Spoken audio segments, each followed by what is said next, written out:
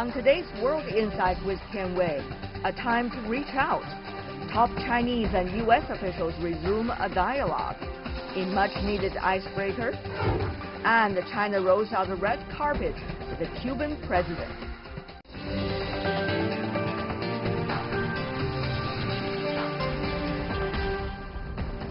Hello and welcome to World Insight with me, Tian Wei. The program is coming to you live from Beijing on CGTN.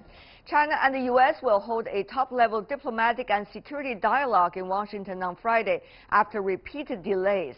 Chinese Communist Party's Office of Foreign Affairs Director Yang Jiechi and Defense Minister Wei Fenghe will lead the Chinese delegation, while U.S. Secretary of State Mike Pompeo and Secretary of Defense James Mattis will represent Washington.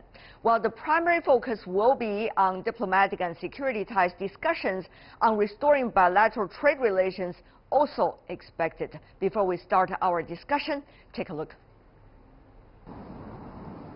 The dialogue was originally planned to take place in Beijing in October, but was postponed several times at Washington's request.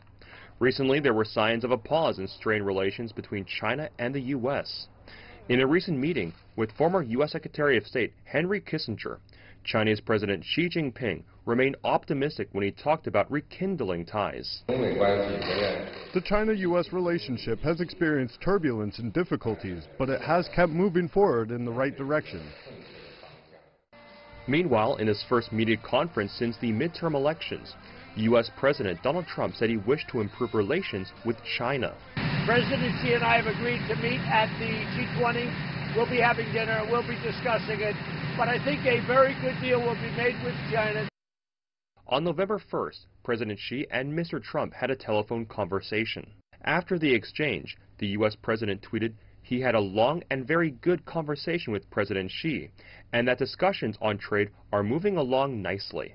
As the U.S. midterms wrapped up, Republicans kept a majority in the Senate, and the Democrats took control of the House. What it means for the future of relations with China is uncertain, but both sides have shown some goodwill. They did appear to seek a middle ground at the upcoming G20 summit later this month.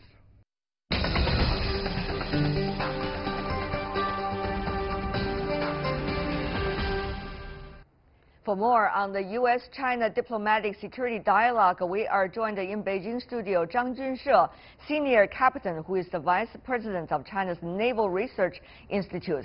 Also in our Beijing studio, Zhao Tong, an associate at Carnegie's Nuclear Policy Program based at the Carnegie Tsinghua Center for Global Policy. In Boston, in the U.S., we have Robert Ross, a professor of political science at Boston College and associate at Fairbanks Center for Chinese Studies in Harvard University. And in Baltimore, we are joined by Robert Daly, director of the Kissinger Institute on China and the U.S. at the Woodrow Wilson Center. Gentlemen, what a pleasure to have the four of you being with us, a very strong panel. Let's tap into your wisdom. Professor Ross, if you hear the adjectives used by both sides about what kind of strategic and security dialogue this should be, do you think the two sides are really thinking about the same thing and the same end goal, at least for this specific dialogue? My fear is that both sides are still in the stage of posturing. The United States wants to show its resolve to continue in this trade conflict if necessary to achieve its ends, and the United States wants to posture in the South China Sea to show its resolve to resist the rise of China. And the Chinese want to show their resolve that they will not succumb to trade pressures, and they will continue to defend their security interests and resist American pressures in the South China Sea. So these two issues, economics and military issues, have yet to be resolved. They continue to aggravate the relationship, and I haven't seen from either side a willingness to make concessions that could make the relationship better. Let's also feel the temperature coming from Mr. Daly. Mr. Kissinger, with which your institute is named after, met with Chinese President Xi and also some of the top Chinese officials. So maybe you can help us to understand as well, what do you think the end game and the end goal, at least for this dialogue, are they similar to one another? Well, I would agree with Professor Ross that this is still primarily about posturing, and the difficulties that both sides face are both deep and broad. So a half-day get-together really isn't going to solve those. But I think that it's good that the dialogue is happening in Washington today, and maybe the two sides can begin to feel around for where the floor is on this relationship, which continues to be rapidly deteriorating. Right now we're in a downward spiral. It's not yet a free fall, and neither side seems to know where the red lines may be or where the floor may be. So perhaps this dialogue can help us get an initial sense of that, but I wouldn't look for a real resolution of any issues. Posturing, what the floor is, where the red line is, those have been the assessment of possibly the goal of this dialogue from our American guests. What about from you, Mr. Zhao Tong? From the Chinese side, is it about the bottom line or is it about the principle? Well, I kind of disagree with our American speaker who said both sides are posturing. I think both sides have a real interest in managing the bilateral relationship. It depends on who you are talking to. I think both countries understand that this relationship is at a critical juncture. In fact, I was in D.C. The week before last week, and the overall atmosphere was very different. The American officials even didn't want to exchange, their name cards with me, fearing that letting a Chinese scholar know their email address is a serious security concern for them. They really are starting to put China in a category that is similar to former Soviet Union and today's Russia. So, it's another way to say we are at a juncture where the bilateral relationship can escalate into a new Cold War or become a less competitive one in the future. So both countries want to avoid the worst case scenario, wants to make sure they can shift the direction to a more positive one. Senior Captain Zhang, is this going to be a checking out by both sides about what each other's bottom line is and a possibility of working out the red line before we are heading to a Cold War? Or this is actually going to be the very beginning of the melting of the ice, even though the ice have been built just within a very short period of time? Well, I think the resumption of all the second round of the diplomatic and security dialogue between the two sides now can begin. I think this fully demonstrates the common will and desire of both sides to manage and control the differences between the two sides, and we want to avoid possible conflict in the future. I think this is a positive sign for both sides and for the world. But we know that it is more difficult this round of diplomatic and security dialogue than the last year, because we are facing more and more strategic worries from the U.S. side. So I think this is a good occasion for China to explain what we are thinking about the possible the future. About the South China Sea, for example, sir, since you are coming from the Navy side, is there anything that the Chinese side, as you would see it, would be able to explain that the U.S. side have not heard, and also the U.S. side could show sympathy about, and the Chinese side and the U.S. side could see more, in a way, the common ground in understanding the real situation over there? Yes, I think we want to explain what it is really happening in the South China Sea. The United States side has made, I think, a wrong judgment about China's, or wrong assessment about China's ambition, so-called ambition in this area. Wrong assessment. We want to explain better understanding. That's some of the key words the two Chinese guests want to use in their anticipation of this dialogue. Mr. Daly, it's very clear that what the Chinese said to the U.S. side, particularly during Dr. Kissinger's visit to China this time, the Chinese president used several phrases in order to describe what he considered as the right way of doing U.S.-China relations. Non-confrontational, conflict-free. It needs to be cooperation and mutual respect. these are the phrases. As you may know, the Chinese side, when it comes to bilateral relations, usually put the principles first. And even though these words could be abstract, but it does demonstrate what the Chinese side want and desire in a relationship. Mr. Daly, what's your understanding of these phrases? Do you think Washington today, particularly today's White House, will be able to understand? Well, these phrases, as you mentioned, they're fairly vague, and they've also been around for a long time. We've heard about non-confrontation during the period in which China was pushing for a new model of major power relations. And to Americans, these phrases really don't suggest any clear content or direction. It is very easy to say that peace is better than war and cooperation is better than competition. This is easily said. It's not terribly helpful. And it would, I think what would be helpful would be if we put international law into the mix and had specific discussions about codes of conduct that could help us to avoid potential collision or misunderstanding. So I think that while, yes, peace is better than war, we really need to look at the International Convention on the Law of the Sea, the findings of the Permanent Court of Arbitration, and then to talk seriously about codes of conduct and channels of communication that can prevent accidents. So as you implied, the Chinese side tends to start with these sort of vague proposals. America isn't simply going to sign on to those and say, yes, everything is okay now. It is time for specifics.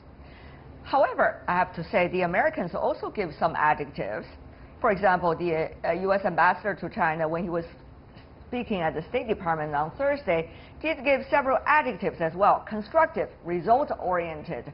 Of course, result, it depends on whether both sides are happy about the result or not. That's another question. Professor Ross, your input here. With these adjectives, will the two sides be able to find some common ground? Earlier, Mr. Daly suggested, well, maybe some concrete details. But as you may know, these kinds of dialogue are at a pretty high level.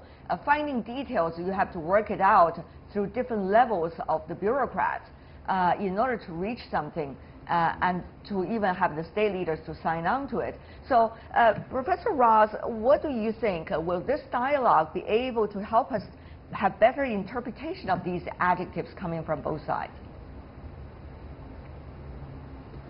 Well, I would agree that both sides want peace and cooperation and non-confrontational relationship. But at the same time, they also want to achieve their individual national interest objectives, and those haven't changed. So I tend to see the relationship as fundamentally based upon serious conflicts of interest, whether it's the strategic order in the South China Sea and East Asia, whether it's the trade relationship. And the question is not, can we do away with these conflicts of interest? The question is not whether we can ignore them. The question is how we deal with them, whether it's at a high level of confrontation, whether it's quiet diplomacy. And in the past 2 years now, it's been fairly high-level diplomacy with confrontational rhetoric.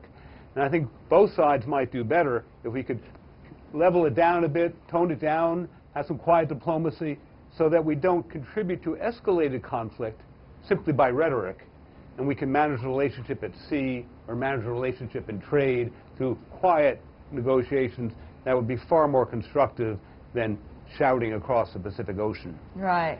But Professor Ross, just very quickly a follow-up, as you may know, nothing now can be quiet with the rhetorics already building to this stage. And scholars like you, who have been, maybe even believed by some in the United States as panda huggers, are already talking quite harsh in a way from the Chinese perspective. So you can see how far we have gone just within a very short period of time, which is hurting a lot of people. By the way, it has been 40 years, Mr. Daly, China-U.S. relations at the very beginning of next year. It's 40th anniversary, and it took generations of Chinese and Americans with a lot of wisdom in order to let us reach where we are, including Dr. Henry Kissinger, including many of the diplomatic and security forerunners. So, Mr. Daly, do you think that kind of legacy will still matter to the two countries if the other areas, for example, political, defense, security, trade and economic ties, are very hard to work out a commonly agreed upon solutions for now. But will legacy be able to hold us to a certain extent? Very important question. I wish that we were asking that more here in the United States. I think that we are in for, as Hank Paulson said in Singapore earlier this week, a potential long winter in U.S.-China relations. But I think the legacy of engagement is still extremely important, and that an informed engagement, not a naive engagement, needs to remain a pillar of this relationship going forward. It's not just a relationship between the top leaders in Washington and Beijing. It involves subnational governments, universities, professional associations that have been very successful in solving problems together, advancing knowledge together. And that, I think, can and must continue. It is getting harder, and the consensus for engagement in Washington as the keynote of U.S.-China relations, I think, is gone. As the keynote, it's gone. But it can remain a major strand, and I think that, yes, the ties that have been forged over the previous 40 years can continue to play a positive role, but I don't think they can play a determinative role if we don't get the trade issues, the security issues, the global order issues right. Right. Kissinger, Dr. Kissinger, during his stay in Beijing, he talked to President Xi, and here's an exact quote. "I believe," he said, "the cooperation between China and the United States is essential for peace and progress in the world, and I see the enormous contribution you have made to these efforts." That's a quote coming from Dr. Kissinger to the Chinese side. Having said that, though, Dr. Kissinger is a legendary figure. He's not at all in the current administration in Washington, and therefore he is coming from a historic perspective. Mr. Zhao, though, there are a lot of pragmatic issues, as the other guests have clearly illustrated, that need to be worked out and worked out as efficiently as possible. Mr. Zhao. Yes, I respectfully disagree with our American speaker who said the two countries' interests are fundamentally confrontational. I think that's the wrong conclusion drawn about the current relationship. I think some of the disagreement is really a result of lack of genuine understanding about each other's thinking and philosophy. In fact, I just heard some senior American experts who attended the first U.S.-China security and diplomatic dialogue, and they complained after attending that meeting that basically the discussion was a superficial exchange of talking points. It was not substantive. And therefore, they concluded that China was not sincere. China wants to hide its real intention. But in fact, I think that's the Chinese way of having a communication. China wants to put principles first, right? We need to set principles first before we can have substantive operational level discussion. That's a different philosophy. Okay. I think the solution is we do have real areas of common interest. We can cooperate in Africa. We all want those regions to develop, become richer. We can still cooperate in non-proliferation areas. We don't want to see nuclear weapons and other weapons of mass destruction to further spread to additional countries. We all want to counter terrorism. The thing is, we don't really understand how each other's approach differs. And we need to develop a more empathetic attitude toward each other's thinking and try to identify the real source of disagreements. But the question is, do you think both sides have the patience for now? That is the question, with all the rhetorics being built up in each capitals and also in different parts of each countries. That's an interesting question. Let me go to you, Professor Ross, about some specifics. If we talk about specifics, for example, the U.S. withdrawal from intermediate range nuclear treaty, that's one. And the other thing, of course, is the DPRK issue, that both sides have a common interest not to mutually destruct one another. And it also has, as both sides many times said, a common interest of keeping peace and stability in the Northeast Asia. So if those are common grounds already clearly clarified, do you think there can be movements toward some kinds of common plan to work together? Well, these are complicated issues. First, I think America understands. These are complicated issues. These are complicated issues. You said yourself, sir. You cannot work it out just through one dialogue, a dialogue of half a day through the top level officials. So if we miss this opportunity, sir, what are we going to do? Thank you. Professor Ross. Well, I'm just thank trying you. to be provocative here. First of all, the Chinese have been saying the Chinese leadership has been saying for many years that they object to America's Cold War alliances. Well, of course, the American alliance system in East Asia is the foundation of our security policy. So China's made it clear that it wants to erode the foundation of America's security policy. On the other hand, the United States has made it clear to China that it objects to the rise of the Chinese Navy and becoming an equal force in the South China Sea.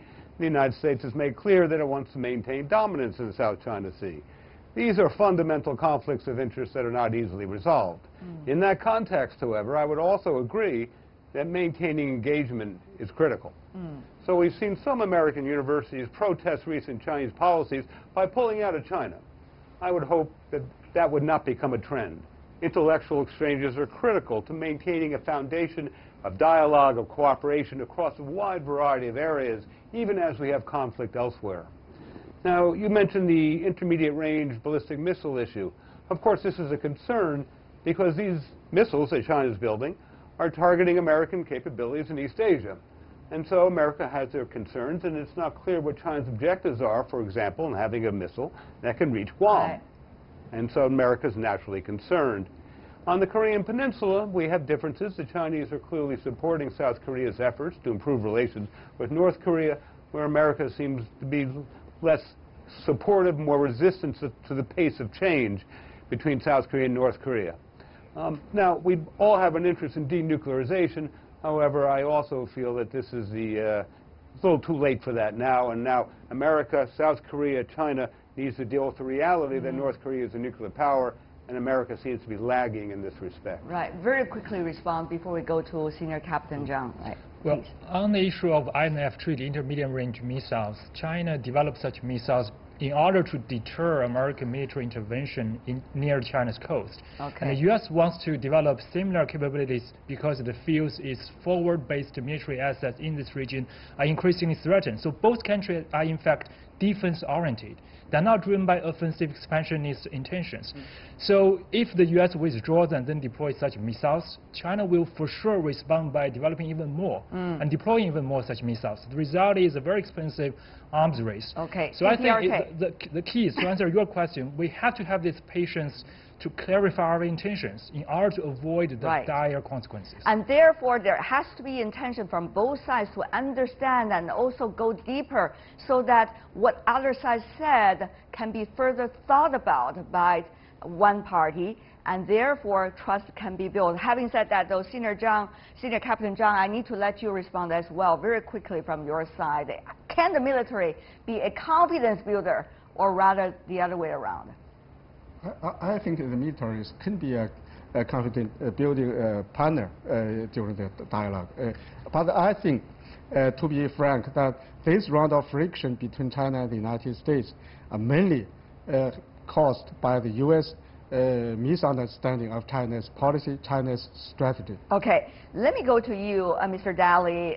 We are already having finger pointing going on among all of you. So let me go to you about that. Chinese President Xi Jinping, this time meeting with Dr. Kissinger, also mentioned about the negative thinking and negative talk inside U.S.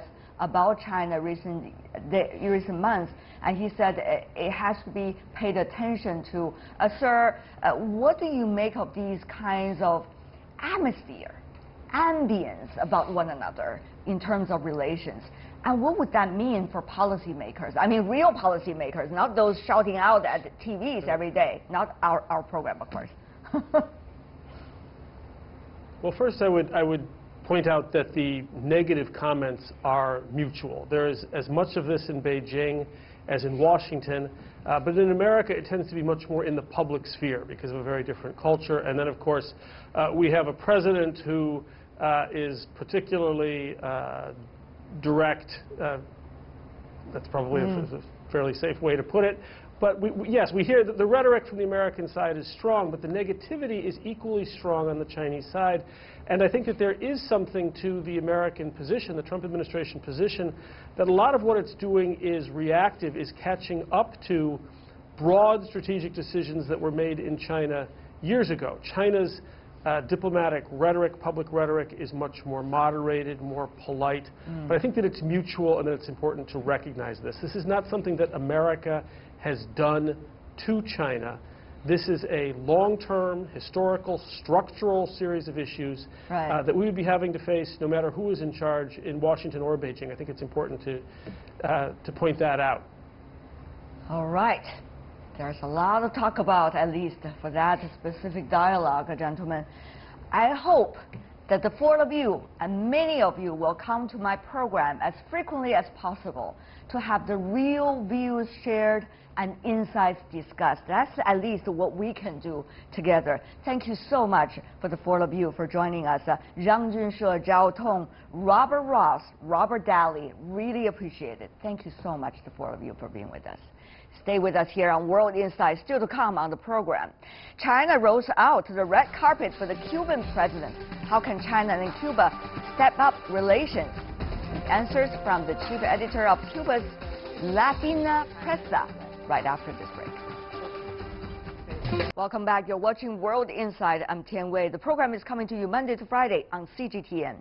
Chinese President Xi Jinping met with Cuban President on Thursday in Beijing. The two leaders witnessed the signing of a series of agreements on trade, energy, and agriculture, a step up for the 58-year-old bilateral ties.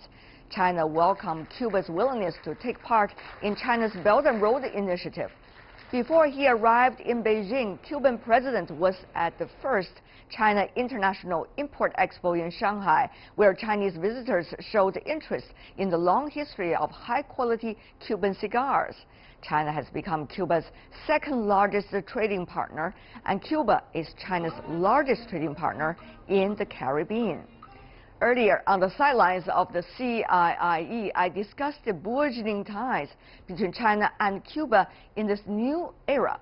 Martin Alvarez, the chief editor of Havana-based news agency Prensa Latina, talked to me about that.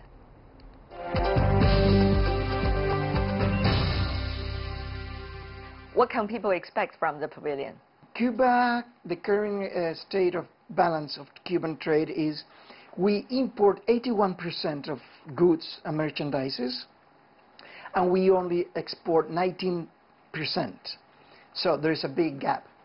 So we are coming here to show more of our products, to find new buyers, and also getting a little piece, a share of the huge Chinese market. Cuba has one of the largest world reserves of nickel, but also we have a huge reserve of cobalt.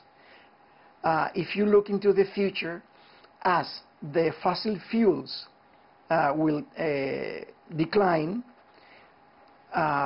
renewable energy will be used more, a lot more, will rise, and then you'll need lots of batteries. And for batteries, you need lithium and cobalt. So Cuba has a huge reserve of cobalt.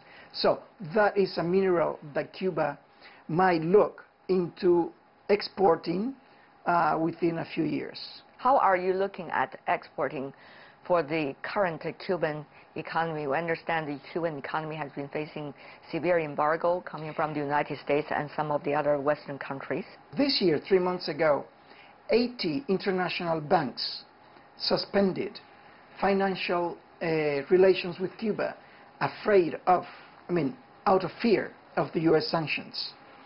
In 2015, several banks were sanctioned by Washington. So that is a big problem. It's an economic war against Cuba. Now, as you may know, Martin, there's enormous debates going on in the world about the future of WTO as an international trade mechanism. Some countries are trying to threat to withdraw and also trying to establish their own so-called bilateral trade agreements, Yes. and in their own versions, being so-called their country first. Martin, how do you see the future as a journalist from Cuba who has been covering the international affair for decades, the future of WTO and the nature of the discussion these days? You have to look at it like in cycles, All right. like a cycle. Today in Washington, there is an administration that goes for protectionism and say, I come first. But history, international history and financial history and trade history has proved that this is just a cycle. There might be pressure these days coming from the Trump administration, but in the end, or afterwards, I see a light at the end of the tunnel. I wouldn't say at the end of the tunnel. There is light all along the tunnel. This is a time that will pass away because the world needs commerce. The world needs open trade. The world needs integration. The world needs globalization. Right. And most of the countries will depend on this.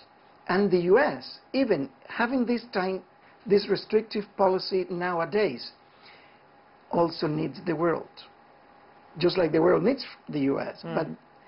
And when you look at these correlations of forces, there is no more unilateral or unipolar world. Today there is a balance. I mean, China, the rest of the BRICS countries like Russia, India, South Africa, Brazil, has become a huge power juggernaut, economically speaking, politically speaking, and militarily speaking. So the world is not unipolar. The world now is multipolar as I see it. China has been growing. It will keep growing. Russia is growing a lot. There are new blocks in the world, regional and international blocks. There are also strengthening themselves, like the Euro-Asian and Central Asia blocks. Now there are emerging countries. China was called a few years ago an emerging country. Today is more than that. Today is an economic power. Just like Russia is becoming an economic power. And now you have Uzbekistan, you have many other countries that are also rising. You have Brazil, Argentina, you have Mexico. And all these countries, in all, will force the US not to have those protectionist policies.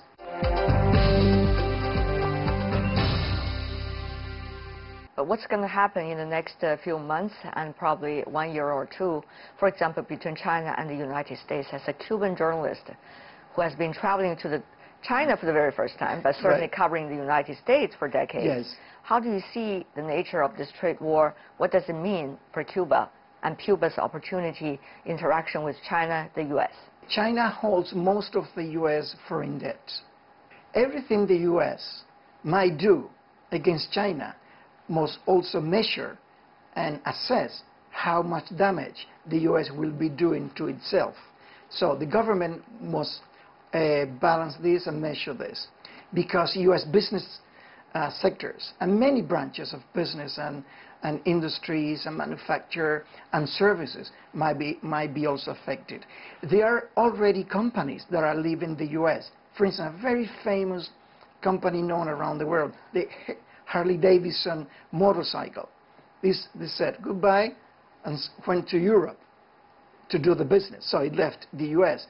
Many of the companies are going either to Mexico or looking further south in Latin America to settle, because these companies need resources and needs goods and raw material for their manufacture. So they need China and need other countries. But you know, Martin, whatever you said, that there could be very different opinions coming from your American colleagues and certainly from the US administration right now. Well, that is an administration. That is the administration. There will be other administrations coming up. Once again, going about the cycle thing that you mentioned earlier. Right, yes. Is that your theory? Yes. All right. Martin, having said that, though, the world is going through dramatic changes. It's true. As a seasoned journalist in Cuba, I'm sure You have your own way of looking at it. Earlier we talked about the economy, trade relations. You said it was about cycles. People are talking about the so-called New Cold War. Martin, what do you make of that? Okay. Those who are talking about New Cold War are part of a sector within the U.S. political establishment that has today a representative in the White House, that is Donald Trump. That is a hawkish sector, a very hardliners that are even struggling within the political establishment in the U.S. You cannot say the U.S. is doing this. You should say the White House is doing this in the U.S. Some of the things that the current administration doesn't have the approval of the rest of the political establishment in the U.S. So this infighting today in the U.S. will lead to even a new administration or to something that will, the infighting will be that much that they will have problems themselves in the U.S. You can feel it. You can feel this bickering, political bickering within these two sectors, within the political establishment in the U.S. I am optimistic. Things will move on. Countries like China and the BRICS nations will continue to foster, to improve, to develop. I believe that will have to reinforce South-South relations, South-South trade, South-South cooperation. I see. This is key for the rest of the countries in this world, which is no longer unipolar. It's not going to be divided by ideologies, is it? No. Take a look at China. China has a Communist Party. But China has proved that market economy is not an exclusive tool of capitalism. You can use free market or market economy to develop society, to develop your country. The most important thing on this way is to have a stable political, social balance. Once you have a stable political and social country, from the political and social point of view, then you can develop economically. And your economy and development is sound. Will that also be the road embarked by Cuba? Yes. We say that we are not applying reforms. I mean, you call it reform program and openness. Vietnam call it renovation. We call it updating of the Cuban economy. So we are updating. We're introducing changes to make our economy sustainable. So what you have to do is to see the experiences, see what is constructive that you can apply, and that's what we are doing. What is the most important part of this, what you call as updating your economy? Okay. Have you achieved it? We are working to achieve it. We are seeing the first signs. We are, for instance, the Cuban state is trying to push forward the small businesses, still not medium businesses, but small private businesses, encourage personal and individual entrepreneurship. We are introducing cooperatives, but not the old state-run cooperatives, but individual private cooperatives. But all of this program has a big hindrance, which is the U.S. economic, financial, and trade blockade. A lot of debate about journalism inside the United States. One of the things is about so-called the fake news, the accusation coming from the current administration towards the massive team of journalists working in the United States. What do you make of that? I don't want to sound too harsh, but it's a little hypocritical from the current administration to talk about fake news, because the administration is using fake news as well. So it's a war of fake news within the U.S. What is the role of the media to you? Which role should the media fulfill? The media, for me, should fulfill the role of telling the news as it is. To be truthworthy, yeah, to be objective. Media and press have become a very influential tool. It has become a power. In the US, has become the first power or the fourth power, using media as an influential weapon in foreign policy. Martin, what a pleasure to have you on CGTN. Yes, it's been my pleasure. Please enjoy your stay in China. I hope so. And bring back your China have story. More time. Thank you so much for being with us. Thank you. It's a really pleasure. appreciate it. Yeah.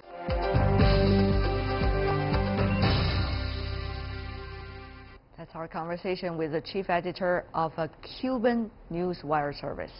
That is all the time we have for today. If you'd like to see more, try to find us World Insights CGTN into your search engine or check out our YouTube channel. You can also follow us on Twitter, Facebook, and Sina Weibo.